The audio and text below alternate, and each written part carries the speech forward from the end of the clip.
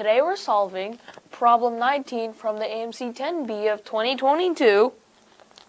So each square in a 5x5 grid is either filled or empty and has up to 8 adjacent neighboring squares, where neighboring squares share either a side or a corner. The grid is transformed by the following rules. Any filled square with 2 or 3 filled neighbors remains filled.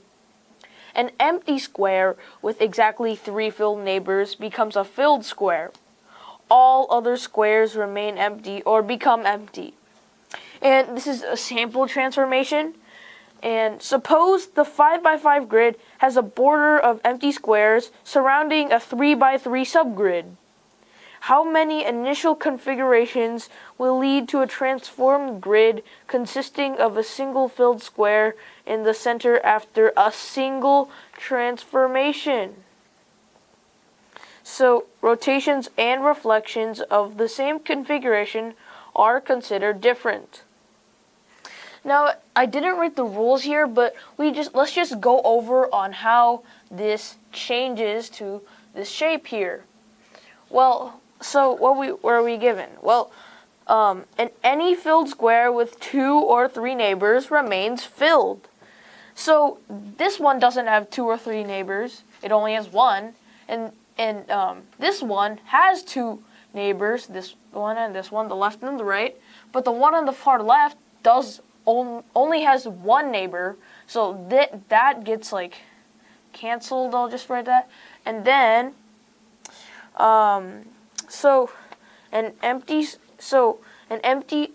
any empty square with exactly 3 filled neighbors becomes a filled square.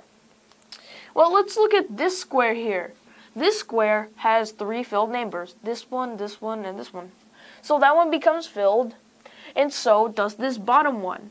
And now these cancel off, and then this one breaks off because all other squares remain empty or become empty. This one does not really include it, so this just goes here, and then this one goes here.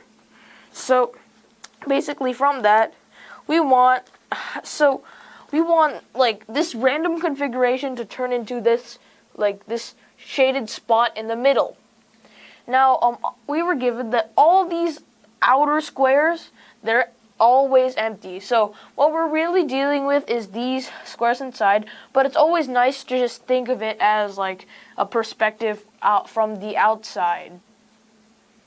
Now we're going to go over the cases in which achieving this square inside is possible. So the first one, we just want to take a look at this inner triangle. If this one is shaded, if all these 3 in a diagonal are shaded, then that means it works, because the middle one stays shaded, but these 2 now are gone. And we can turn it over, so this is now 2 possibilities. And we added all of them up to get the total amount. Well, we don't really have to go in order, but one of them is when this is the top square shaded. It's this square.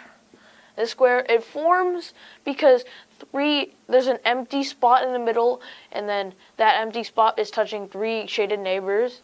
And this is movable by 4 points because you can reflect it and then turn it around. And now we have to add a new one. So we take a look at here. We see that we can make it like this, 2 at the top and then 1 in the middle. This is also 4 because then again you can reflect it and then turn it around. This is 4. Alright, so moving on to like our third case. How do I write this? I'll just write it at the bottom, plus. Well, we've gone over this diagonal, when this is like this, when this is like that, and let's just observe. If this square were to be shaded, there's another configuration possible where this middle square is empty, and 3 shaded squares are touching it, like sort of like an L or something like that.